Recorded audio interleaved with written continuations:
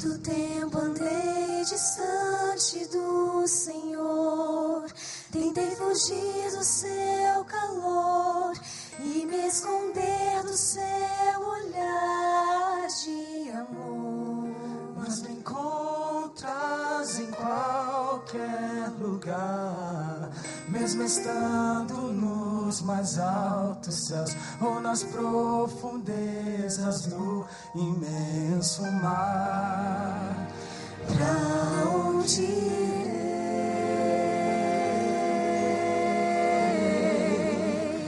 Longe do seu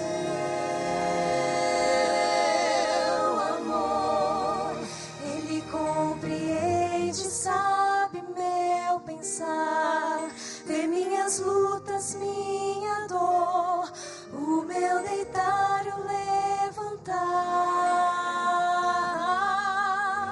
Aonde então me esconderei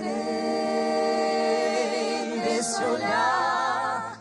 Como fugirei?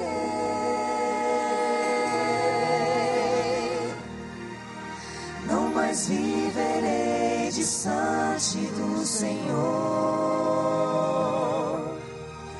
e não abandonarei tão grande amor. Ele me alcança onde quer que eu for, e então protegido sempre sou sob os olhos do Senhor. Por perigos e angústias já passei, em momentos de aflição, mas mesmo assim pude sentir que a sua poderosa mão por águas mansas me guiou.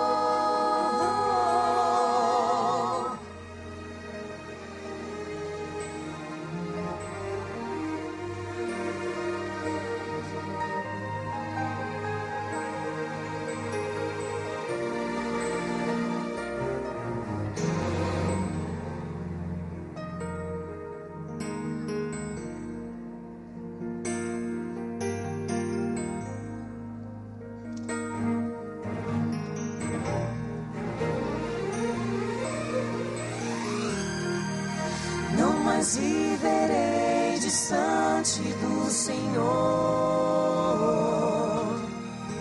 e não abandonarei tão grande amor.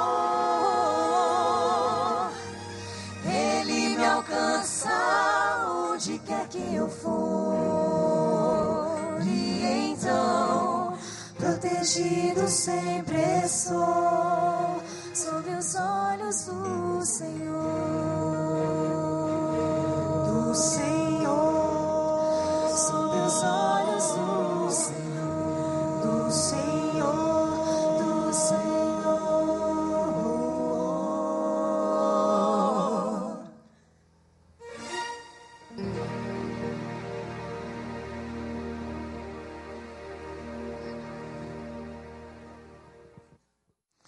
Olá, tudo bem com você? Sobreviveu ao frio? Hoje eu vi tanta gente reclamando de frio. Eu que sou da Bahia, né? Lá na Bahia é assim. Aliás, eu morei em Cuiabá. Não sei se tem alguém aqui que é de Cuiabá, Mato Grosso. Mas outro dia lá à noite chegou a uns 13 graus. Cuiabano quase morreu de frio. Sábado de manhã estava 20 graus. Foi um dia que eu me senti tão bem de terno. A hora que eu cheguei na igreja, o povo estava tudo de bota, de luva, de cachecol, de gorro. Como eu sou de São Paulo, já morei em Cuiabá, moro na Bahia, então esse negócio de muito frio, muito calor, eu sempre discuto um pouquinho com as pessoas essa relação aqui, né? Mas é muito, muito, muito gostoso a gente poder estar junto aqui. Estou feliz por você estar aqui, cada um de vocês. Nós temos orado, nós 4. Pelo menos eu, pastor Itaniel, pastor Gideão, pastor Mazaro, Temos orado várias vezes durante o dia. Hoje é quarta-feira, é um dia que normalmente aqui na igreja nós temos o nosso culto de oração. E eu fui muito tentado a falar sobre oração hoje. Mas esse é o tema de amanhã, você tenha paciência um pouquinho. Eu estou impaciente com isso daqui, mas há mais um passo que a gente precisa dar antes de chegar na oração. Mas eu só quero dar 2 lampejos para você. O primeiro, no sábado, eu disse, não sei quantos estavam aqui, não sei desses que estão nos acompanhando pela internet, nossos amigos, quantos já nos acompanharam, mas sábado, eu disse que esta não é uma semana de sermões, esta é uma semana de oração. E se é uma semana de oração, nós precisamos orar mais. E aí eu lancei um desafio para você. Vamos orar durante essa semana. Coloque seu relógio, seu celular para tocar algumas vezes durante o dia. Vamos orar mais. E eu usei uma expressão que talvez tenha sido muito forte para alguns de vocês. Eu disse assim: essa semana nós vamos fazer o inferno tremer. Mas essa expressão não é minha. Eu trouxe uma citação da Sra. White, no livro Mensagens aos Jovens, página 53, ela diz assim: Satanás não pode suportar que se apele para seu poderoso rival. Quem é o rival de Satanás? Quem é o rival de Satanás? Deus, Jesus Cristo. Então diz assim: Satanás não pode suportar que se apele ao seu poderoso rival, pois ele teme e treme diante da força e majestade de Cristo. Você entendeu o que ela diz aqui? O diabo teme e treme diante a força e majestade de Cristo. Ao som de fervorosas orações, treme todo o exército de Satanás. Não sou eu que disse isso, é ela. Mensagens aos Jovens, página 53. O diabo e todos os seus anjos tremem quando eu e você nos colocamos de joelhos. E ela diz assim: e quando anjos todo-poderosos, revestidos da armadura do céu, vêm em auxílio da desfalecida e perseguida alma, Satanás e seus anjos retiram-se, pois eles sabem que está perdida a batalha. Eu não sei se você está orando esta semana, mas eu vou dizer mais uma vez para você: quando dobramos os joelhos em oração, o inferno treme. Satanás e todos os seus anjos tremem. E sabe qual é a outra coisa que Deus diz? Que Ele manda os anjos dele em nosso auxílio. Isso está no Salmo 91.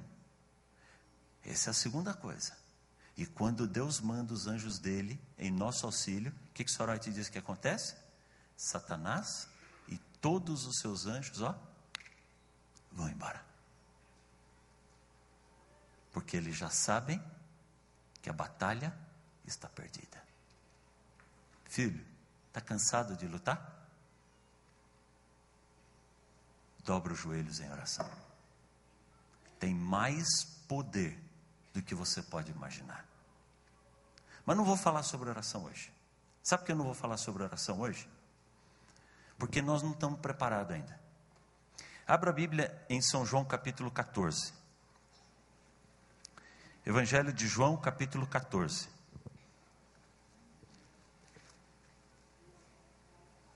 O bilhete. Fiat Uno, placa EEG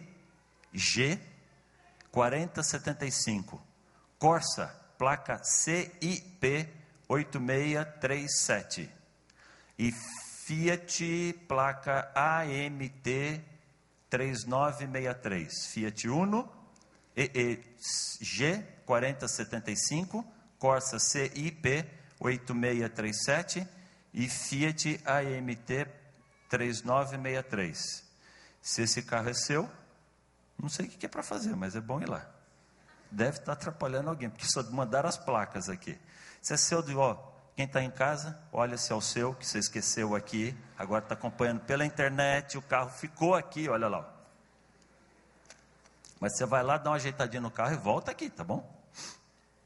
São João capítulo 14. São João, Evangelho de João, capítulo 14. Verso 13 e 14. Jesus diz assim: tudo o que vocês pedirem em meu nome, eu farei para vocês. Verso 14: o que vocês pedirem em meu nome, eu farei.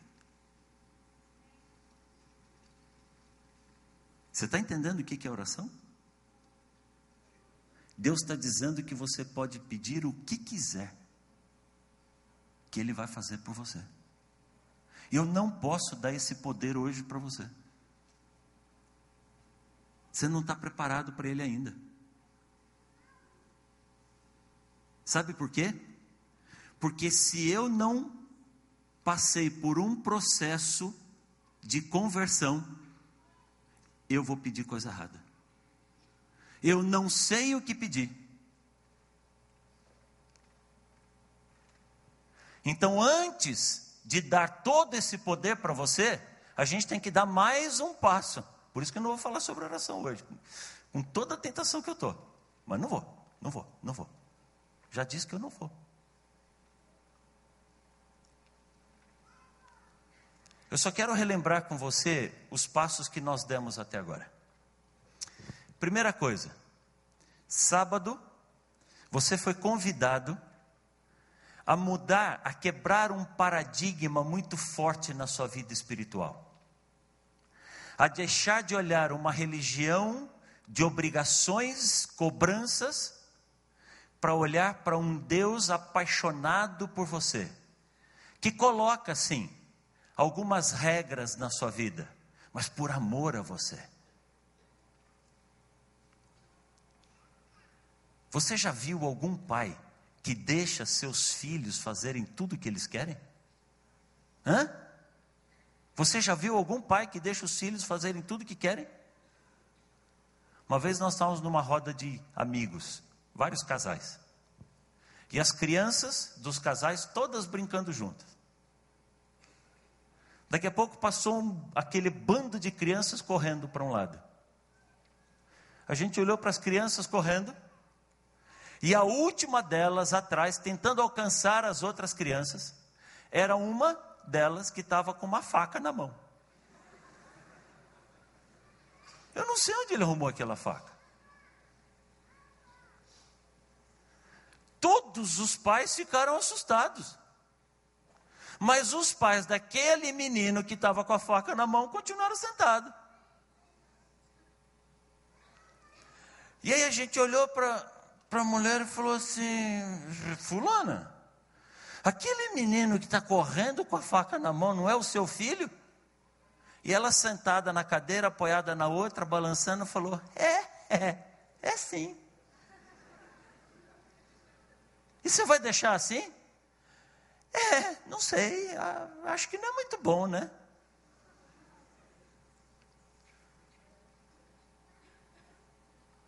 Você está entendendo por que Deus não pode deixar a gente fazer tudo o que quer?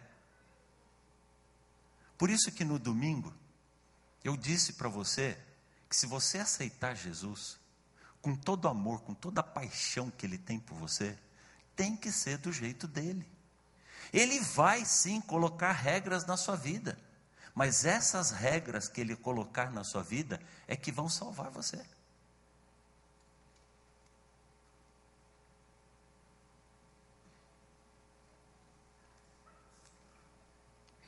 Eu não conheço tudo sobre mim.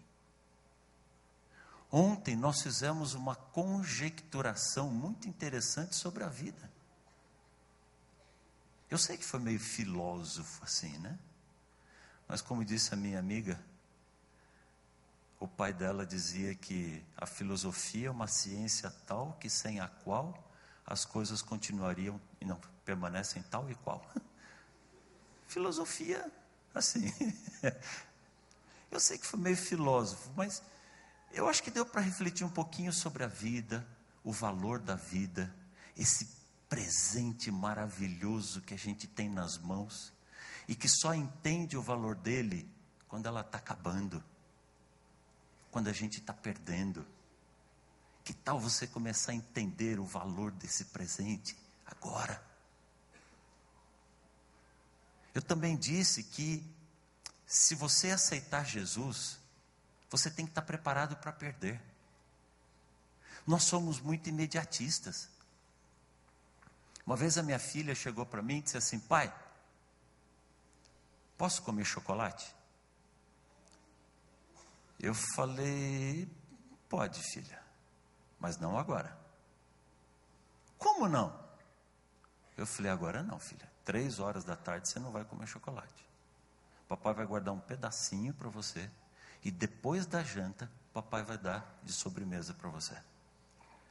Ela olhou para mim e disse assim: pai, por que tudo que eu peço para você, você diz agora não? Eu comecei a refletir um pouco na minha vida. Será que eu sou um pai tão duro assim? E eu percebi que a maioria das coisas que os meus filhos me pedem, eu faço para eles. E na hora que eles me pedem. Mas isso não tem valor. Eles não sabem quanto custa o meu tempo. Eles não sabem quanto custa eu desmarcar uma viagem para assistir o meu filho tocando plém, plém, plém. Eu amo ver meu filho tocando plém, plém, plém. Agora que ele está com 11, ela com 16, já sabe um pouco mais do que o plém, plém, plém, mas eles não têm noção do quanto custa o tempo da gente. Mas a maioria do que eles me pedem, eu faço para eles, e faço na hora que eles me pedem. Mas sabe o que eu percebi? Isso já foi, não tem valor, não chama atenção. Sabe o que é que chama atenção?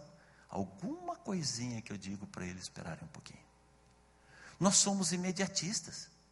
Eu aceito o plano de Deus e quero uma solução para a minha vida agora, do jeito que eu imaginei e que eu sonhei. Calma, filho. Calma. Tenha paciência. Persevera em Deus, deixa Deus operar a obra que Ele tem para operar na sua vida. E agora que nós chegamos nesse ponto, hoje eu quero convidar você a dar mais 2 passos na sua vida. Abra sua Bíblia, por favor, no livro de Filipenses, capítulo 3. Sim, a sua Bíblia tem Filipenses. Por incrível que pareça, ela tem. E se você não estiver encontrando, vai lá no mapa, vai lá no índice, não tem problema não. Filipenses capítulo 3.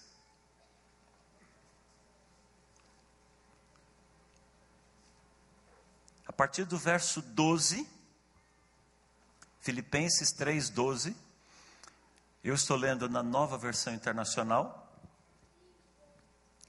O apóstolo Paulo diz assim: não que eu já tenha obtido tudo, ou que tenha sido aperfeiçoado, mas prossigo para alcançá-lo, pois para isso também fui alcançado por Cristo.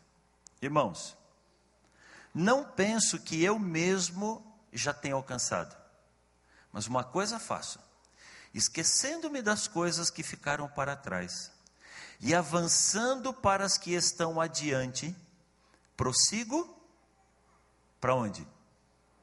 Para o alvo, a fim de ganhar o prêmio do chamado celestial de Deus em Cristo Jesus.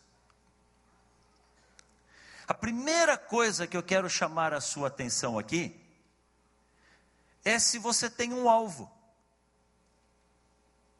se você tem um objetivo. O apóstolo Paulo diz que segue para o alvo. Qual é o alvo da sua vida?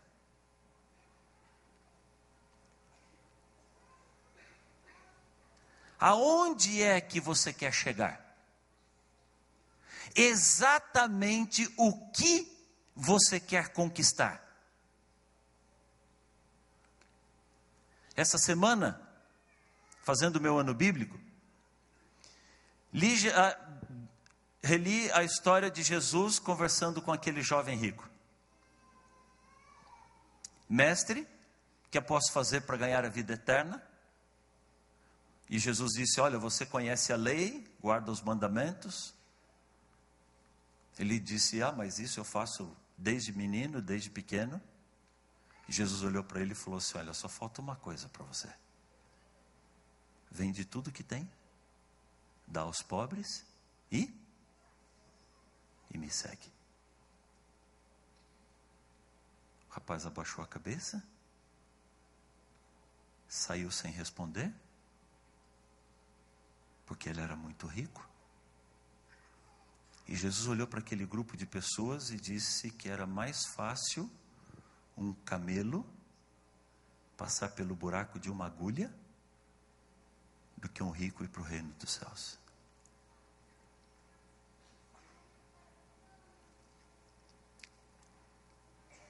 Ontem eu disse para você que não é pecado ser rico. Não há nenhum lugar da Bíblia que diga que é pecado ser rico. O problema é onde nós colocamos o nosso coração. Então a questão não é o tamanho da sua casa, a quantidade de bens que você possui, quantos zeros vem atrás, vem no cabeçalho ali do teu contra-cheque. O problema não é quanto dinheiro a gente tem ou a gente não tem. O problema é onde nós colocamos o nosso coração. Por isso que ontem eu disse que tem gente que tem muito dinheiro, não é apegado a isso. É um rico com alma de pobre. E tem muito pobre com alma de rico. É desse segundo grupo, alma de rico, gente apegada, gente que vive em função de, gente que vive por causa de, é que Cristo está falando. Para esse grupo é difícil chegar. Jó perdeu tudo que tinha. De tudo que Jó perdeu, o que é que você acha que ele mais lamentava? A casa, os animais, os bens ou a família? Você percebe? E Deus depois devolveu tudo para ele. A família e os bens. E Jó continuou sendo muito rico. E não tem nada de errado com isso. O problema é que no fundo, a gente não sabe qual é o alvo da nossa vida. A gente acha que vive em função destas coisas. Se tudo o que você almeja alcançar na sua vida é um diploma, é um cargo, é um status, é um título, desculpa, mas você tem a cabeça muito pobre, muito mesquinha, muito medíocre. O mundo está lotado de gente medíocre. Quando uma empresa precisa mandar um monte de gente embora, quem é que você acha que eles mandam embora? Os melhores funcionários ou os medianos, os medíocres? Medíocre. Tem gente que reclama que perdeu o emprego por causa do sábado. E às vezes vai acontecer isso na sua vida mesmo. Deus disse assim: fica tranquilo, eu vou cuidar de você. O problema é que tem gente que o patrão usou o sábado como desculpa para se ver livre dele.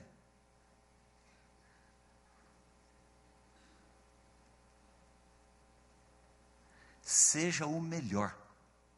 Não se contente em ser um funcionário medíocre.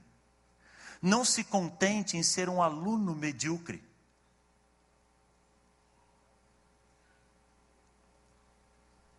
A menor nota que a gente precisa para passar na escola, que os filhos da gente precisam para passar na escola, é 6. Tem escola que aceita 5. Sabe o que é 5? É metade. Ele sabe metade do que devia saber e todo mundo está dizendo, parabéns, vai em frente. E aliás, de vez em quando tem uns programas que nem com a metade, e já vai passando assim, né, direto. Está tudo bem. Eu acho que tem gente que deu duro. Agora, se você deu o seu melhor, é isso que você conseguiu, continue dando o seu melhor, você sempre vai crescer na vida. Agora, você ficar aí, não fazendo nada, e depois ficar feliz porque só fechou a nota, isso é aceitar o mínimo. Isso é ser medíocre.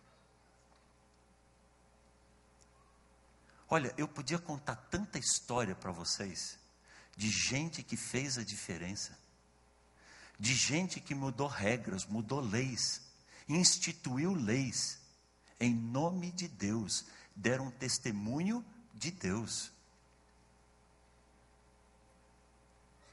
Tem um amigo meu, Maurício, era gerente de banco.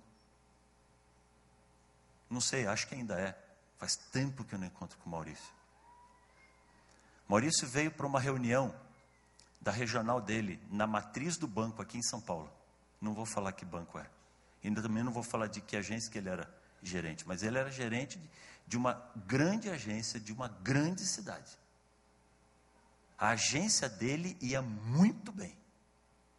O supervisor dele não gostava dele, porque ele guardava o sábado. O banco não funciona de sábado. Mas o supervisor vivia pegando no pé dele. E nessa reunião, o supervisor disse que a próxima reunião seria num sábado. Ele disse, olha, no sábado não, você já sabe que eu não venho. Eu estou mandando. Os outros gerentes, todos reclamaram. Não tem necessidade. Ele falou assim, olha, o supervisor sou eu, quem manda sou eu, e quem não aceitar, é só pedir a conta e ir embora. Os outros abaixaram a cabeça, o Maurício disse assim, não, eu não vou vir, você sabe que eu não vou vir. Então pode passar no departamento pessoal, RH, sei lá como é que chama agora, que você está demitido. Maurício tomou o elevador da sede do banco para subir até acho que 8º, 9º andar, onde era o RH. Daqui a pouco o elevador parou na subida e entrou o diretor-geral do banco para toda a América do Sul. Maurício, que bom te ver aqui, rapaz. Como vai, senhor? Tudo bem? Tudo, Maurício. Nossa, que delícia. Maurício, eu tenho orgulho de você. A tua agência é fantástica, é fabulosa. A tua agência, olha, tudo nela funciona bem. Maurício, você é o melhor gerente que eu tenho. Ah, quem me dera todos os gerentes fossem iguais a você. Muito obrigado. Agradeceu, os dois se abraçaram. O elevador parou no andar do RH, o gerente foi descendo. O presidente do banco, que ia para a cobertura, olhou para ele e disse assim, ué, no RH? O que foi? Você vai tirar férias? Ele falou assim, não, é que eu acabei de ser demitido. Como assim você foi demitido? Não, é que o supervisor marcou a reunião de sábado. Eu, pela Bíblia, pelo que eu creio, pelo que eu estudei na Bíblia, eu tenho meus princípios religiosos, eu não vou vir na reunião de sábado, ele me demitiu. O seu supervisor demitiu você porque ele inventou de marcar uma reunião no sábado? Eu falei, não, mas não tem problema, está tudo certo, toca a ficha no banco aí. Não, senhor, pode voltar para a sala de reunião. Não, mas ele já falou. Maurício, volta para o elevador, volta para a sala de reunião, é uma ordem, eu estou mandando. Maurício voltou para o elevador foi até a cobertura, o presidente do banco desceu, Maurício desceu até o térreo.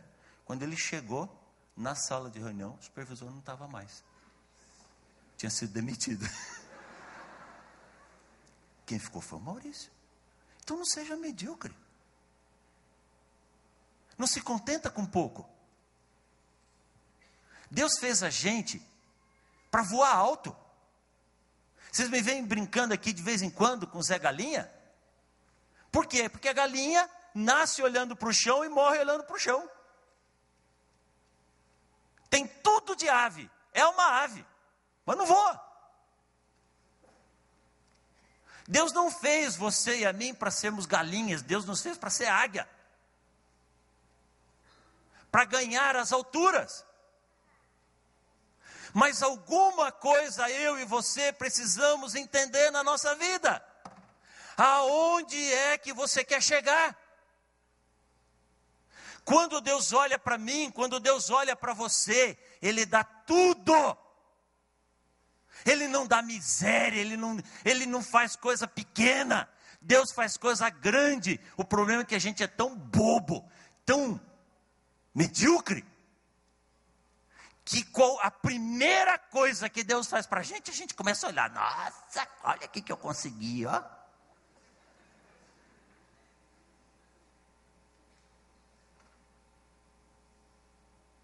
Pega Salomão. Quem foi Salomão? Quem foi Salomão? Quem foi Salomão? Foi rei de Israel, filho de Davi, com Batseba. Até do erro Deus tira a bênção. Salomão, quando foi escolhido como rei, ficou desesperado, clamou a Deus. Qual foi a mensagem que Deus mandou para Salomão? Salomão, peça o que quiser. Você entendeu por que eu não posso dar esse poder para você hoje? Porque se hoje Deus disser para você, peça o que quiser, você vai pedir para Ele o resultado da Mega Sena.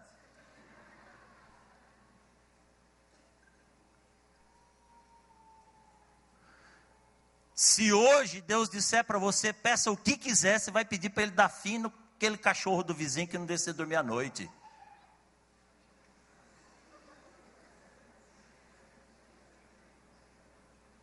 Eu tenho todo o poder do universo na minha mão e não sei o que fazer com ele.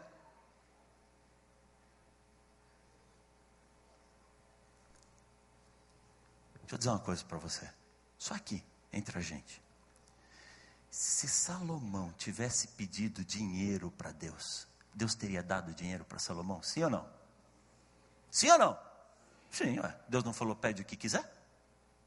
Salomão podia dizer, Senhor, eu estou começando a governar, eu preciso de dinheiro, olha quanto hospital eu tenho que construir, eu tenho que construir o fura-fila, que faz um monte de eleição que está prometido e ninguém fez, eu tenho que terminar esse metrô, olha quantas pontes bonitas daquela eu tenho que construir, eu tenho que fazer umas unidades novas de policiamento, eu tenho que equipar meu exército, comprar uns tanques blindados para poder entrar naquelas favelas lá, eu preciso de dinheiro. Se Salomão tivesse pedido dinheiro para Deus, sabe o que Deus ia dar para Salomão? Dinheiro. Foi isso que ele pediu. Foi ou não foi? Salomão podia ter pedido mulher para Deus? Sim ou não? Sim. E se Salomão pedisse mulher para Deus, o que Deus ia dar? Mulher, foi o que ele pediu. Estranho isso, né? Você está entendendo por que a gente não pode receber esse poder antes de ter mudança na vida da gente? A gente não sabe o que pedir. Você tem todo o poder e não sabe o que pedir. O que foi que Salomão pediu para Deus? Sabedoria. Salomão podia ter pedido qualquer coisa, pediu sabedoria. Quando Salomão pediu sabedoria, que foi que Deus deu para ele? Sabedoria, ué. Não foi isso que ele pediu? Foi isso que ele recebeu. Quanta sabedoria Deus deu para Salomão? Um monte assim, ó. Era tanta sabedoria que quase não cabia numa cabeça só. A Bíblia diz que vinham reis e rainhas de todos os lugares no mundo para conhecer a sabedoria de Salomão. A Bíblia diz que quando Salomão pediu sabedoria, isso pareceu bom aos olhos de Deus. Você entendeu o que a gente precisa aprender?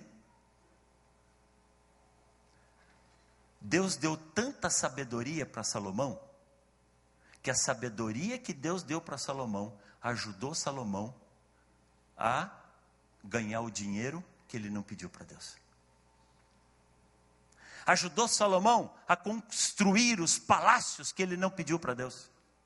Ajudou Salomão a conquistar as terras que ele não pediu para Deus. Foi o período mais próspero de Israel. Foi o período em que Israel teve o maior território de toda a sua história.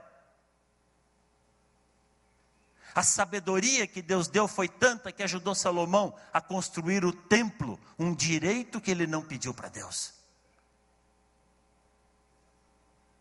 Ajudou Salomão a conquistar os maiores exércitos, o que ele não pediu para Deus. E até as mulheres, que ele também não pediu. E também acho que não foi Deus que deu, não. Porque eu só tenho uma mulher em casa, e isso me dá um trabalho lascado. Imagina ele com 900.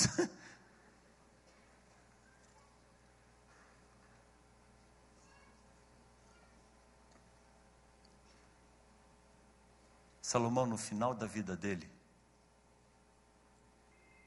escreveu o livro de Eclesiastes. E no livro de Eclesiastes ele diz assim: eu queria exército, tive o maior exército. Eu queria tesouros, tive os maiores tesouros. Eu queria palácios, tive os maiores e mais belos palácios. Eu queria mulheres, tive todas as mulheres. Eu queria vinhas, tive as maiores vinhas. Eu queria exército, tive os maiores exércitos. De cada coisa que Salomão descreve, ele diz assim: mas depois que conquistei isso, descobri que era vaidade, tolice, não leva a nada. É o quê? Como correr atrás do vento. Você já correu atrás do vento alguma vez? Já correu atrás do vento? Tentou alcançar, pegar o vento? Não tem como pegar o vento. Às vezes, nós nos descobrimos correndo atrás do vento. Solta o arquivo para mim, por favor. Eu não sei se você já viu a fotografia desse rapaz aqui. Esse rapaz, ele, não sei se nasceu, mas cresceu, viveu em Campinas, aqui no interior de São Paulo. Vitor Negrete é o nome dele. Vitor Negrete, ele foi o primeiro brasileiro a conquistar o Monte Aconcagua. O Aconcagua é o ponto mais alto da América do Sul, e é o monte mais alto fora do continente asiático. Vitor Negrete também foi o primeiro brasileiro a chegar no sul ali, como é que chama? Na Patagônia, de bicicleta. um aventureiro. Vitor Negrete conheceu o Rodrigo Raineri, esse outro rapaz, que também era alpinista, e os dois formaram uma dupla, uma parceria e uma boa dupla de alpinistas brasileiros. Eles se especializaram nesse monte, no Aconcagua. Eles subiram o Aconcagua por todas as faces do Aconcagua, cada uma delas com o seu grau de dificuldade. Eles escalaram as 7 faces diferentes do Aconcagua. Um dia, o Rodrigo e o Vitor decidiram chegar ao topo do mundo. Essa montanha chamada Monte Everest. O Everest está a 8.848 metros de altitude. Quase 9.000 metros de altitude. É o ponto mais alto da Terra. Subir o Everest é um desafio muito grande. É considerado o maior desafio que qualquer ser humano pode impor aos limites do seu corpo. A subida do Everest exige muito planejamento. Isso daqui é uma foto deles a caminho do Everest. Você imagina a estrutura que tem que montar para conseguir chegar lá na montanha. Depois, a viagem tem que ser muito bem planejada, porque eles têm que escolher a rota que vão fazer e quais os acampamentos que eles vão usar. A coisa funciona mais ou menos assim. Até um trecho dá para ir de carro, depois eles têm que alugar os animais e os Sherpas, que são esses homens que ajudam a carregar a bagagem e dão suporte aos alpinistas em lugares até onde depois os animais não conseguem mais subir. E aí os Sherpas não sobem e descem a montanha inteira. Eles trabalham de acampamento em acampamento. Então, no primeiro acampamento, no acampamento base, chegam os animais, os Sherpas. Então tem os Sherpas que trabalham de onde chegam os caminhões, os carros, até o acampamento base. Leva equipamento e de lá eles voltam com os animais, trazendo todo o equipamento dos alpinistas que estão voltando agora. E assim eles trabalham de um ponto até o primeiro nesse trecho. Depois tem os que trabalham desse acampamento base até o acampamento 1. E no sobe e desce. E assim por diante, cada um tem o seu nível de trabalho. Até o acampamento base, eles conseguem trazer muita coisa. Dali para frente, eles começam a esperar os momentos ideais para subir, porque os outros acampamentos, eles já têm estrutura muito pequena. Eles precisam esperar o que é chamado de janela climática. O que é uma janela climática? É óbvio que no ponto mais alto do mundo, os ventos são muito fortes, o frio é muito intenso. Geralmente, quando a gente está no avião, a 10.000 metros de altitude, você vê lá no computador de bordo, que do lado de fora está 45, 50 graus abaixo de zero. Então, assim, a temperatura é muito baixa, os ventos são muito fortes, o ar é muito rarefeito, tem tão pouco oxigênio no ar, a concentração de oxigênio é tão pequena que ele inala ar e não vem oxigênio suficiente para nutrir, para alimentar o cérebro. E o pior, o ar vem tão gelado que é perigoso congelar o pulmão. Então, eles não podem correr o risco de pegar uma tempestade ali em cima.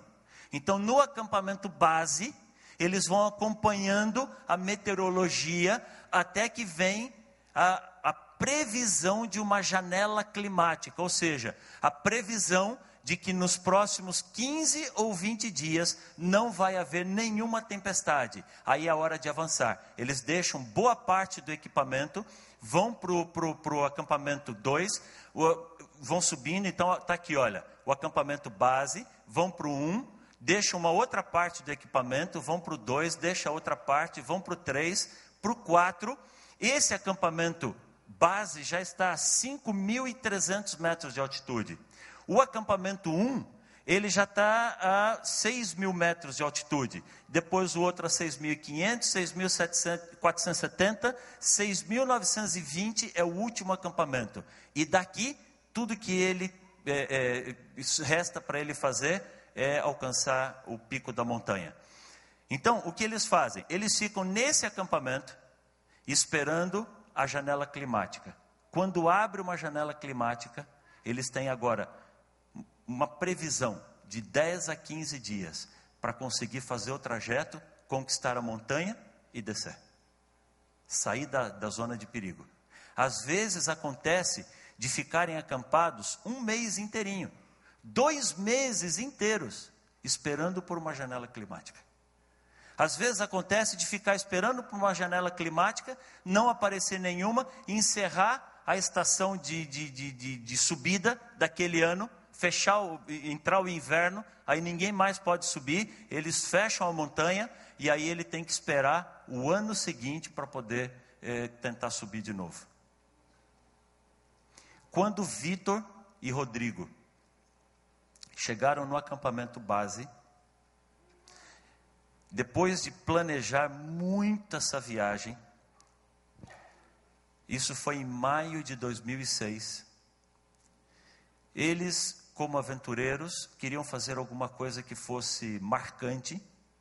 Muita gente já subiu o Everest, muita gente já morreu tentando subir, e muita gente já morreu depois de ter subido tentando descer.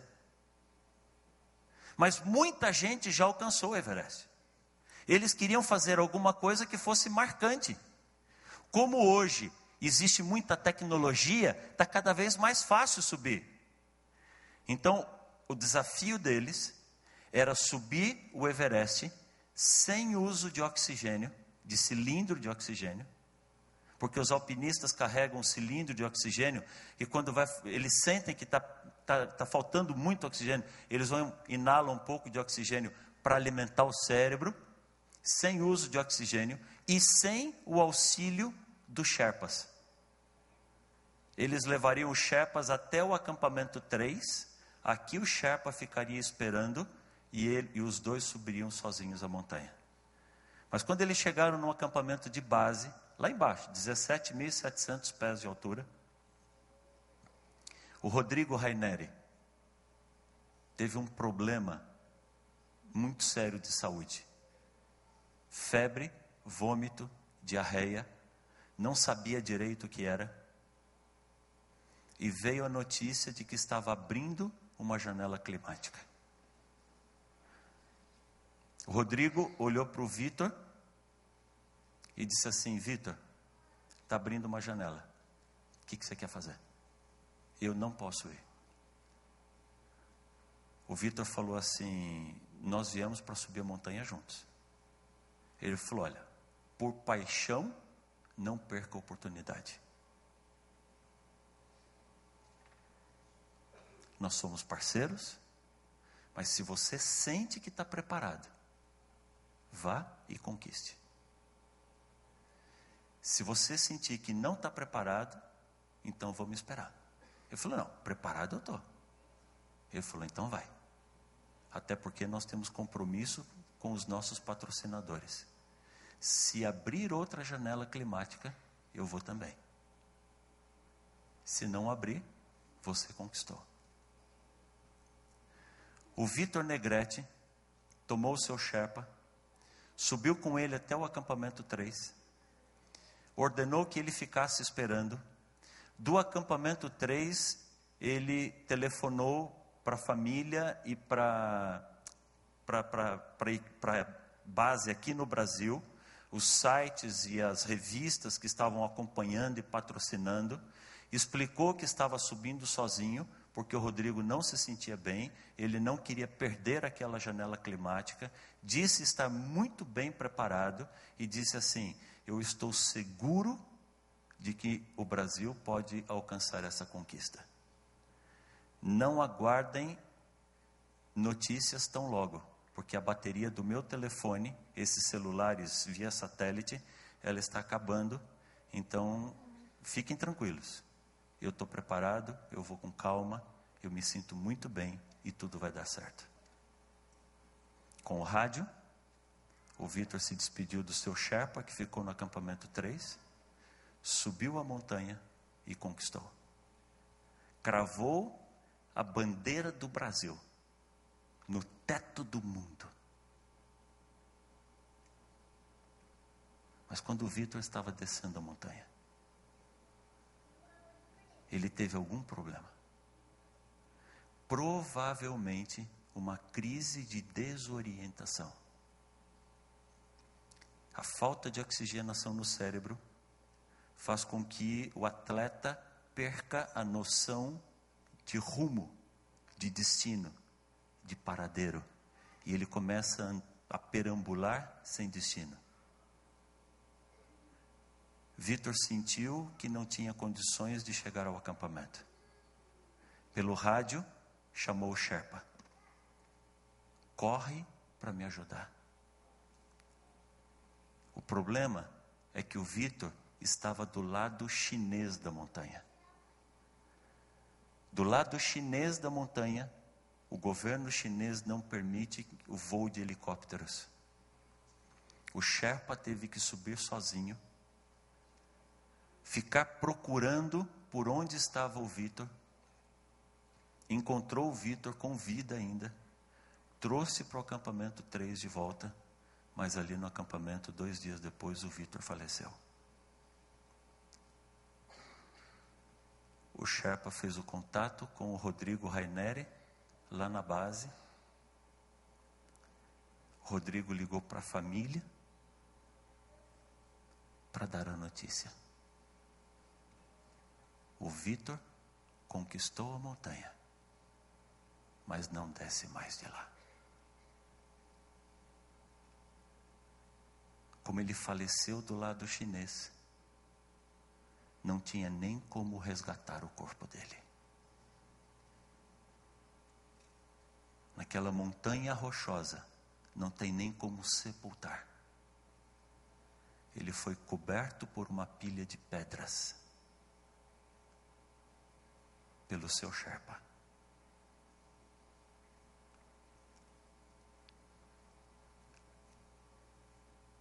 O Vitor, o site do Vitor está fora do ar. Eu entrei no site dele em 2006, logo quando ele faleceu. Tinha gente falando todo tipo de coisa, desde xingando das maiores idiotices e burrices, até os maiores elogios. Um dos depoimentos dizia assim: o Vitor morreu como herói. Tem gente que não sai de casa com medo de morrer e morre ali dentro. O Vitor morreu como herói. Eu não estou aqui para fazer nenhum julgamento do Vitor. Mas quando eu vi a fotografia da sua esposa e dos seus 2 filhinhos, que vão passar o resto da vida tentando saber como era o papai, eu fiquei pensando, será que vale a pena morrer por uma montanha?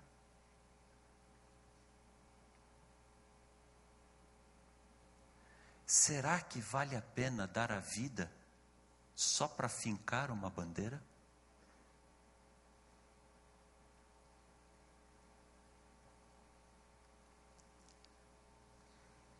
O que eu descobri na minha vida é que depois que nós nascemos, todos os dias a gente morre um pouquinho. Se Cristo não voltar, a única certeza que existe para todos nós é que um dia iremos morrer. A gente vive adiando isso. Isso é óbvio, é natural. Nós não fomos feitos para morrer.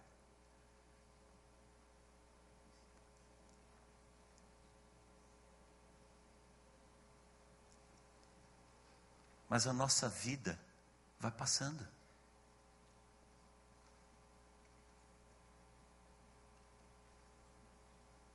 Por qual ideal você estaria disposto a dar a sua vida?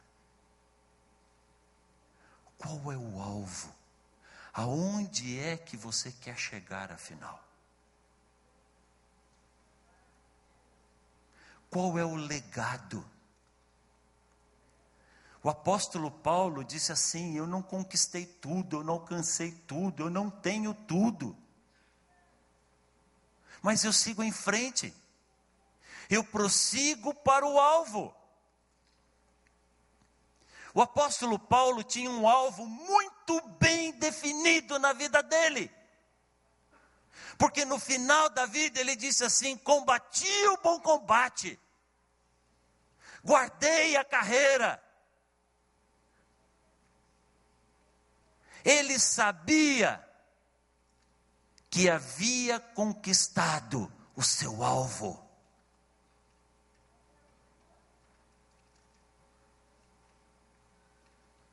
Qual é o alvo da sua vida? Afinal de contas, aonde é que você quer chegar? Ou será que você vive por viver? Passa cada dia achando que para você nunca vai acontecer nada. Filho, o ontem já foi, acabou. O amanhã não está nas minhas mãos. Eu só tenho o hoje, eu só tenho agora.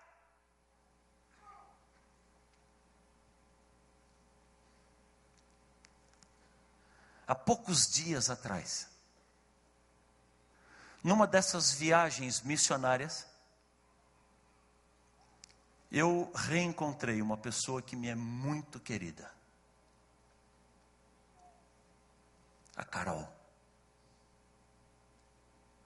A história da Carol é toda confusa. A última vez que eu tinha visto a Carol foi num acampamento de carnaval, há 4 anos atrás, quando ela decidiu entregar o seu coração para Jesus de novo e prometeu para mim que não ia se batizar. Aliás, ninguém se batiza, né? Ela não aceitava mais ser batizada. Ela já havia sido batizada 3 vezes. Foi batizada, saiu da igreja, se afastou de Jesus, voltou para a igreja, foi rebatizada, vieram os problemas da vida, teve câncer, as coisas passaram, voltou para a igreja, foi rebatizada 3 vezes. E ela disse assim: pastor, eu nunca mais vou sair da igreja, eu nunca mais vou me afastar de Jesus, mas eu não tenho coragem de subir de novo naquele tanque. As pessoas já não acreditam mais em mim. E ela me falou isso no final do acampamento. A gente já não tinha mais tempo para trabalhar. E eu conversei com a Carol e nos últimos momentos tentei falar para ela que não importa o que as pessoas pensam. Jesus está sempre pronto a pegar você, pegar de novo. Não sei o que aconteceu, não sei qual é a sua história, não sei qual é o seu passado, não me interessa, já foi, já acabou.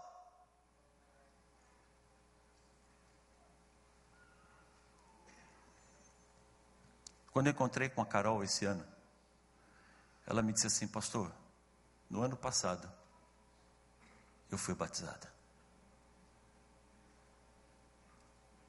Um abençoado pastor teve a coragem de dizer para ela: Carol, não importa quantas vezes você sair da igreja, se você sair dessa igreja 30 vezes, as 30 vezes eu vou atrás de você e vou te batizar de novo.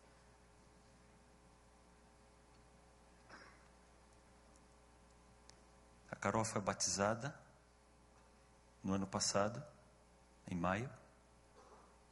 Uma semana depois ela viajou para Goiânia para fazer uma cirurgia de redução do estômago por problema de obesidade.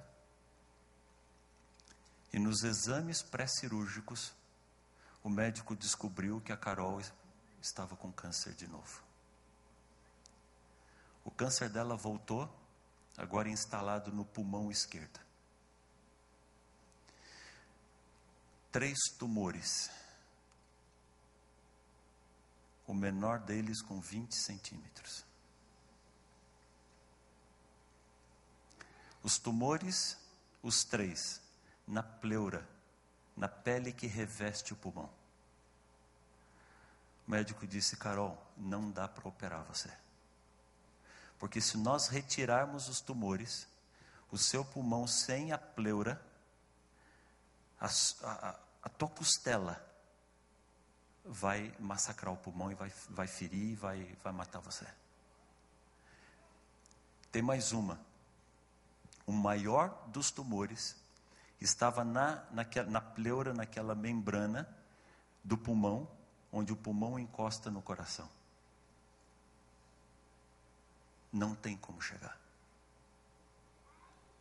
Vamos tentar quimioterapia. Tentaram a quimio. Não houve sucesso nenhum. O médico chegou para Carol e disse assim: Carol, eu estou dando alta para você. Falou: como assim? Não, estou liberando, você vai voltar para casa.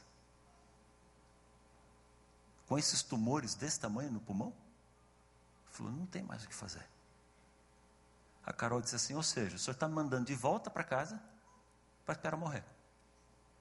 Só para eu não morrer na tua frente aqui. Ele falou: Carol, não tem mais o que fazer. De Goiânia, a Carol foi para Minas, de Minas para o Rio de Janeiro, do Rio de Janeiro veio para São Paulo. De todos os médicos ouviu a mesma coisa.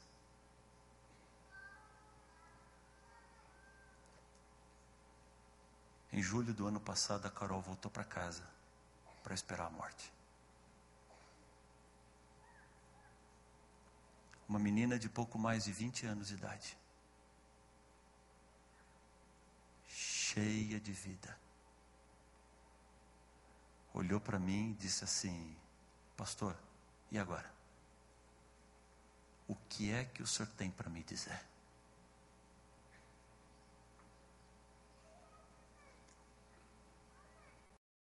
O meu pai me joga na cara até hoje que a culpa é minha por eu ter me rebatizado, ter aceitado ser rebatizada. Porque eu aceitei o rebatismo, uma semana depois os médicos descobriram o tumor. Eu tentei dizer para ele que não tem nada a ver, já estava lá. Ele disse assim: mas se você fosse comigo na minha igreja, eles te curavam no instantinho.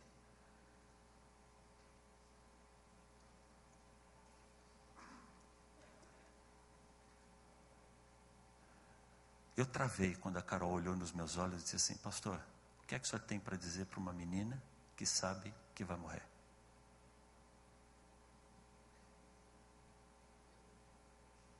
Falei: Carol, o que eu tenho para dizer para você é o mesmo que eu tenho para dizer para mim mesmo. Eu também sei que vou morrer. Mas para o senhor é fácil falar: o senhor não tem 3 tumores no pulmão. Falei: não, não tenho. Mas eu viajo de avião o tempo inteiro. Eu trabalhei como motorista aqui em São Paulo durante 4 anos. Nesse trânsito maravilhoso de São Paulo.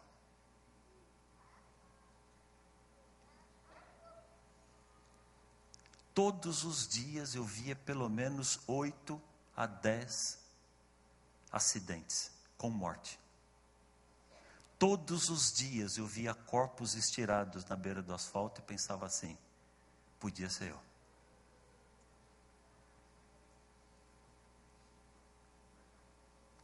A sua diferença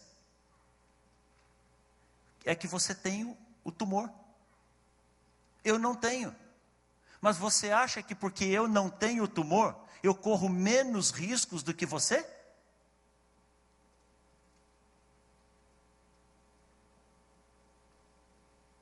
Carol, eu não tenho o amanhã nas minhas mãos. Ninguém nesse mundo é capaz de dizer quantos dias tem pela frente.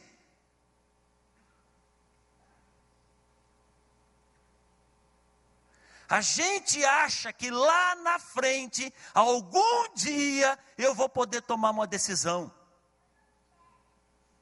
Filho, eu e você não temos o tempo que a gente imagina. Até porque o tempo passa rápido demais.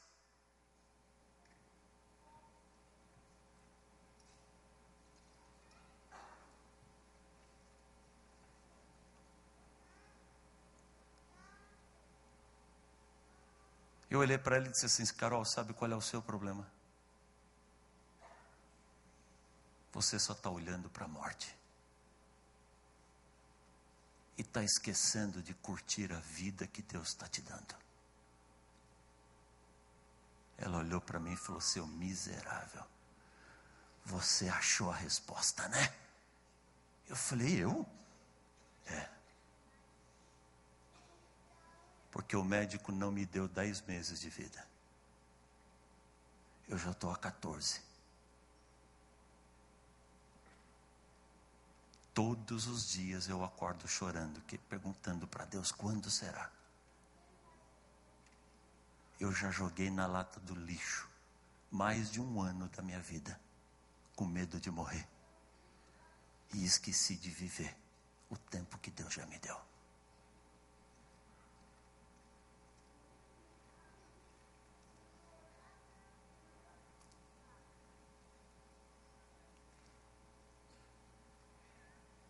Filho, nem eu nem você temos o amanhã nas nossas mãos.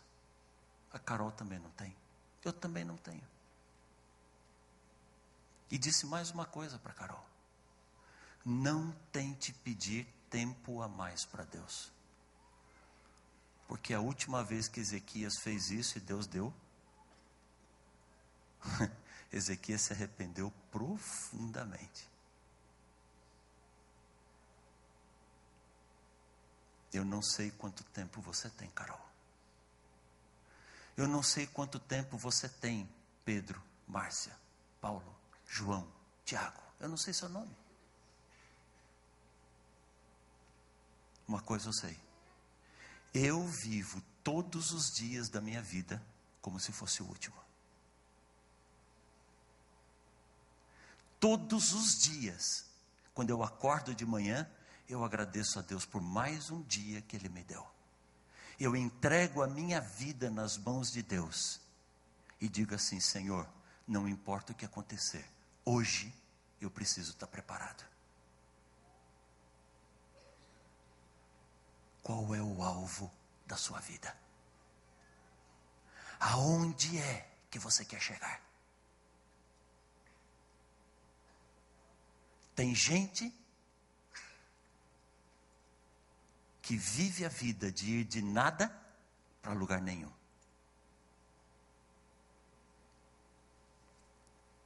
Aqui no interior de São Paulo,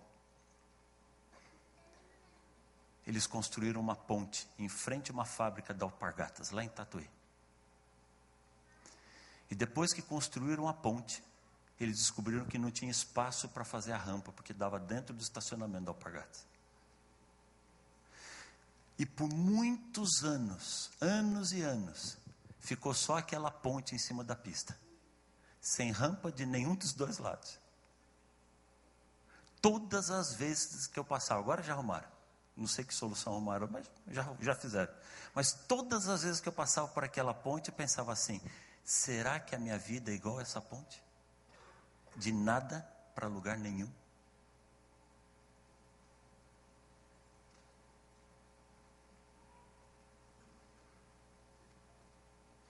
Há 2 riscos muito sérios que eu e você podemos correr. O primeiro é achar que somos eternos. Achar que eu tenho a eternidade inteira para algum dia mudar minha vida. Filho, a decisão que você tem que tomar, tome hoje. As decisões que você precisa tomar para a sua vida, tome hoje. Amanhã, eu não sei onde é que você vai estar. Nem eu.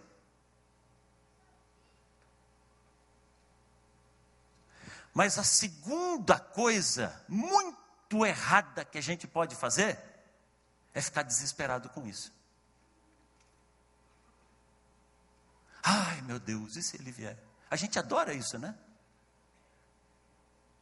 Como é gostoso falar de Jesus quando dá uma tsunami. Todo mundo acredita.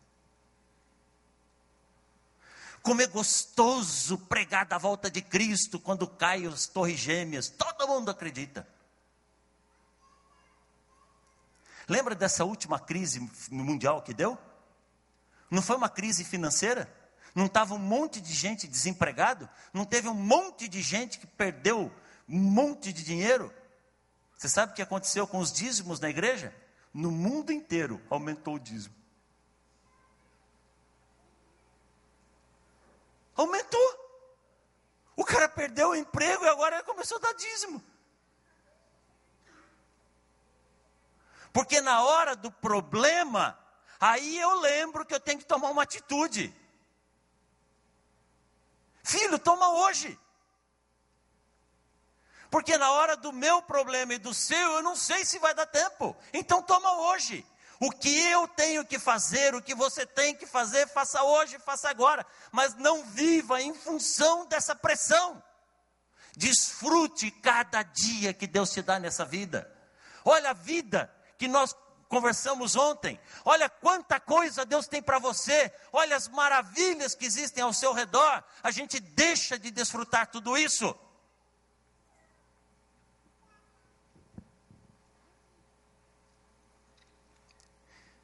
Por isso que você tem que olhar para frente. Eu descobri uma diferença muito grande entre o velho e o idoso. Você sabe a diferença entre um carro velho e um carro antigo? Qual é a diferença entre um carro velho e um carro antigo? O carro antigo, quanto mais antigo ele for, mais cobiçado ele é, mais valor ele tem. Mas o carro velho, caindo aos pedaços, ninguém quer. Tem carro que é novo na idade, mas é velho. A Bíblia diz, lá em Joel, que os jovens terão visões e os velhos terão sonhos. Sabe o que eu descobri? A gente é velho quando sonha, quando olha para trás. A gente é jovem quando olha para frente, não importa a idade biológica ou cronológica.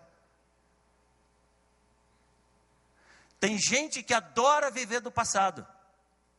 Já foi, filho, acabou. Já foi. Por melhor que tenha sido, ou por pior que tenha sido, já foi, não, acabou.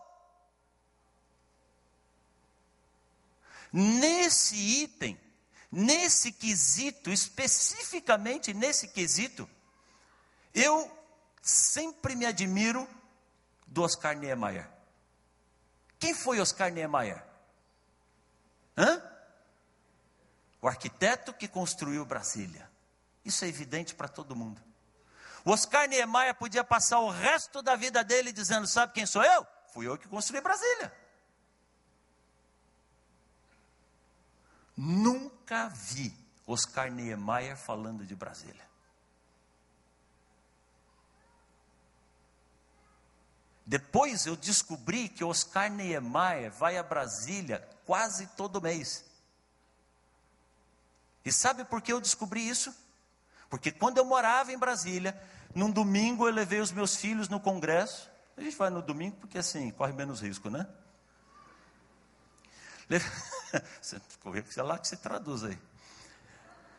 No domingo levei os meus filhos no congresso. Eles entraram, visitamos a Câmara, o Senado. Entramos lá no plenário, visitamos as alas novas. E aí eu perguntei para o funcionário que estava guiando a gente lá dentro do Senado. Quem é que projeta essas áreas novas que estão recém-construídas aqui? A menina olhou e falou, você está brincando? Doutor Oscar. Eu falei, doutor Oscar? Ele falou, ele vem aqui quase todo mês. Ele vem aqui, não é para ficar dizendo, não põe a mão, isso aqui foi eu que fiz.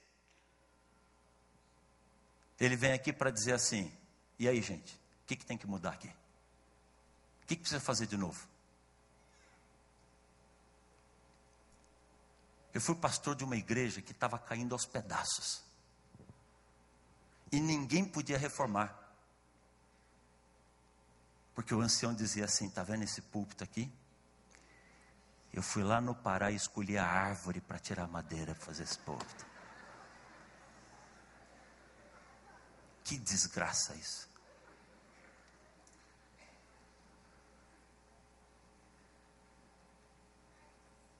Eu levei quase um ano para conquistar a confiança daquele irmão.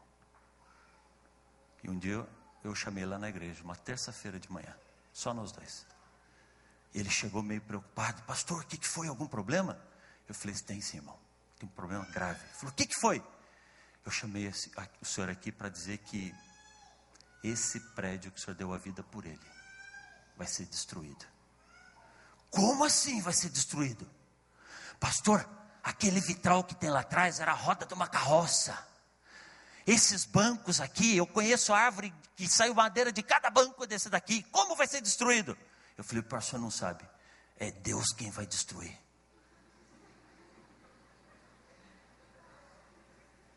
Eu lamento muito lhe informar. Deus não dá a mínima para esse prédio. Porque a igreja são as pessoas. E o Senhor está abandonando as pessoas para conservar um prédio que não atende mais. E o prédio vai queimar.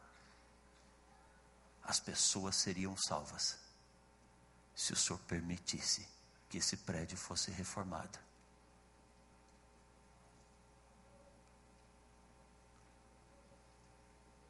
Tem gente que vive do passado. Só a vida do passado era boa.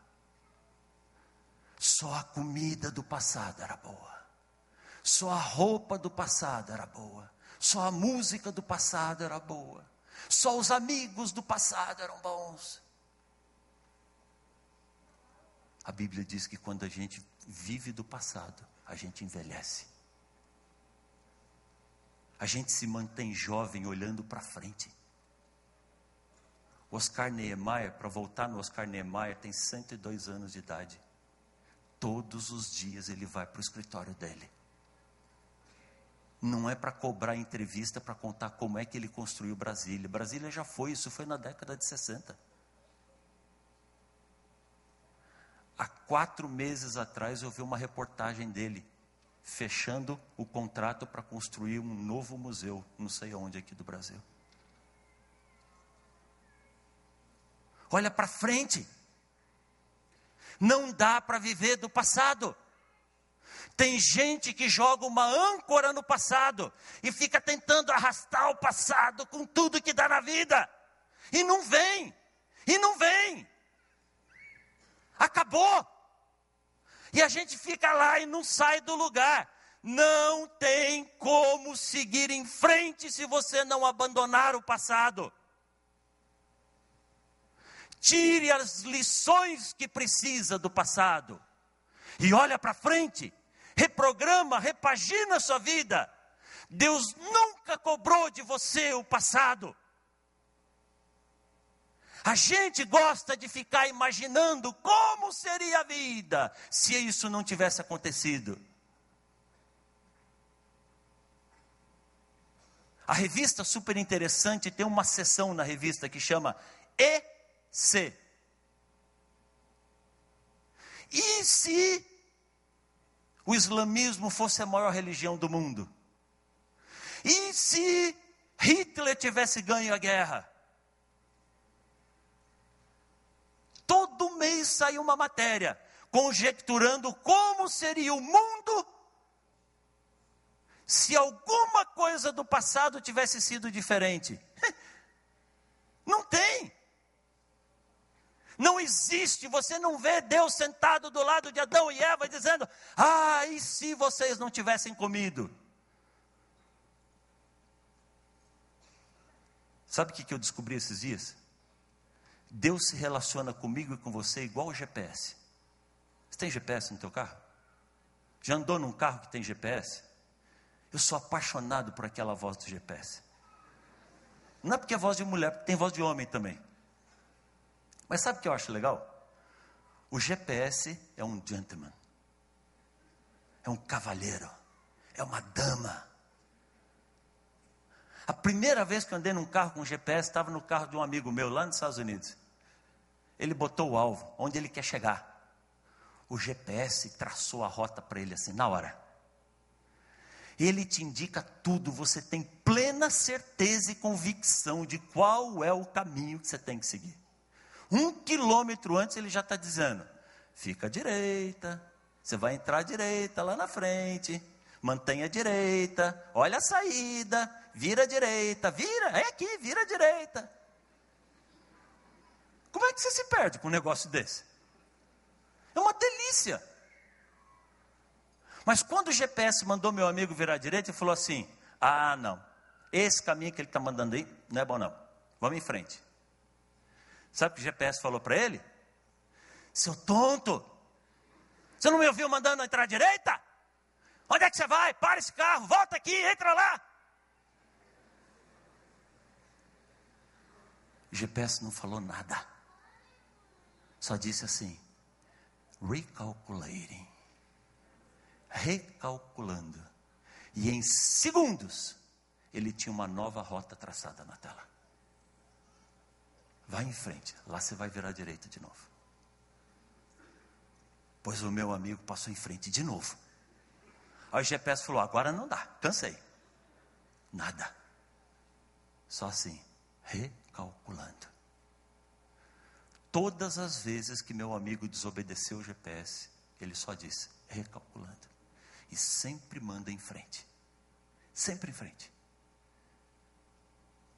Depois de nós rodarmos por quase 1 hora, ele olhou e falou assim, cara, eu não sei onde é que a gente está. Eu falei assim, mas ele sabe. Acho que eu vou ter que seguir o GPS. Pronto, no instantinho nós chegamos. Sabe o que eu descobri? Quando você estabelece um alvo, e se você souber escolher esse alvo, Deus traça uma rota para você, para a tua vida. E a rota que Deus te dá é a melhor. Mas a gente fala assim, não, Senhor, com esse daqui não. E vai em frente. Não, Senhor, batizar agora, esse ano aqui não. E vai em frente. Toda vez que você desobedece a Deus, Ele te dá uma nova rota. A segunda que Ele te deu, não é tão espetacular quanto a primeira, porque a primeira era show de bola. Maravilhosa. Mas essa você já perdeu, já foi. Agora, do que sobrou da tua vida, Ele vai te dar o melhor ainda. Mas você passa reto. Ele te traça uma nova rota com o que sobrou para você. A terceira já não é tão boa quanto a segunda, nem quanto a primeira. Mas é o melhor que dá dali para frente. Deus sempre vai mandar você seguir adiante. A diferença é que quanto antes você aceitar a rota de Deus, melhores os caminhos por onde você vai andar. Por isso que o apóstolo Paulo diz assim, esquecendo-me das coisas que ficam para trás.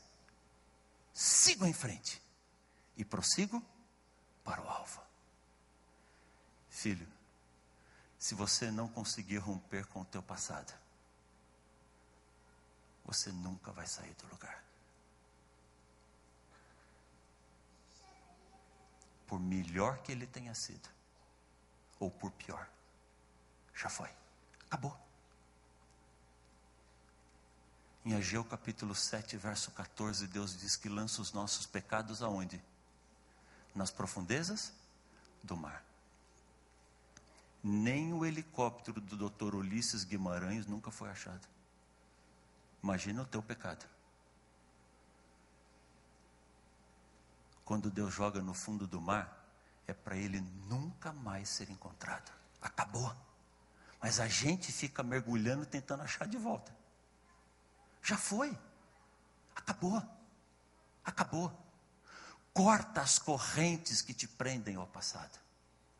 esquecendo-me das coisas que ficam para trás. Prossigo para o alvo. Filho, qual é o alvo da sua vida? Que tal hoje você escolher um bom destino para chegar? Que tal hoje você estabelecer um bom alvo? E aí, descansa. Desfruta cada dia que Deus te dá nesse mundo. A gente tem altos e baixos, mas continua subindo. Segue em frente. Todos os dias eu olho no espelho. Vejo essa mesma cara aqui, ó. Nunca é diferente. Todo dia a cara é igualzinha. A sua é diferente de um dia para o outro? A gente até queria que fosse diferente, né? Mas é igualzinha. Mas você pega uma foto sua de 10 anos atrás, mudou alguma coisa?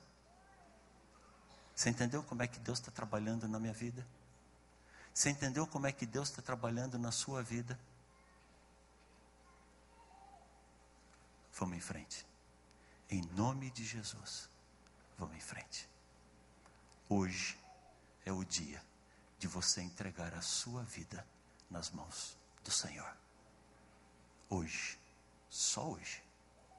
Se você acordar amanhã, entrega de novo. E vamos em frente. E se você acordar depois de amanhã, entrega de novo. E vamos em frente. Seguimos para o alvo. Eu e você vamos estar juntos. Sabe aonde? No céu. Na vida eterna. Eu não sei como chegar. Mas tem um Senhor me guiando melhor do que qualquer GPS desse mundo. Dia a dia Ele vai me guiando. E vamos em frente. Nem que seja para ser carregado no colo. Jesus vai te colocar naquelas ruas de ouro. Nem que seja para te levar no colo. Jesus vai fazer você entrar pelos portões. Deus te abençoe. Feche seus olhos. Querido Deus,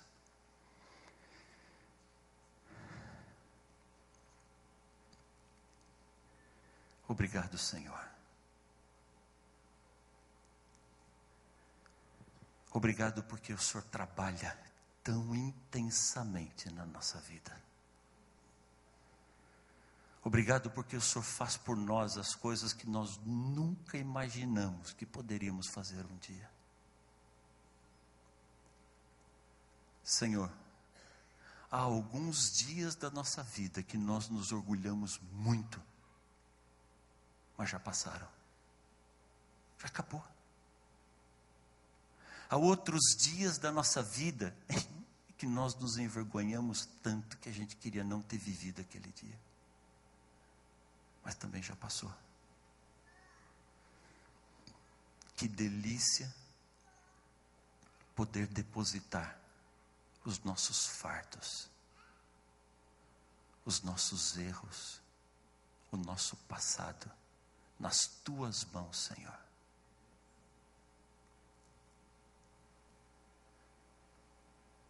Talvez alguns de nós estejamos correndo atrás do vento, vivendo dias que não valem nada. Mas hoje nós entendemos que ao depositarmos os nossos problemas passados nas tuas mãos, o Senhor nos dá o privilégio de seguirmos em frente. Hoje, Senhor, nós estamos estabelecendo um alvo, um rumo. Eu quero a vida eterna. Eu quero as mansões celestiais. Mas eu não sei como chegar.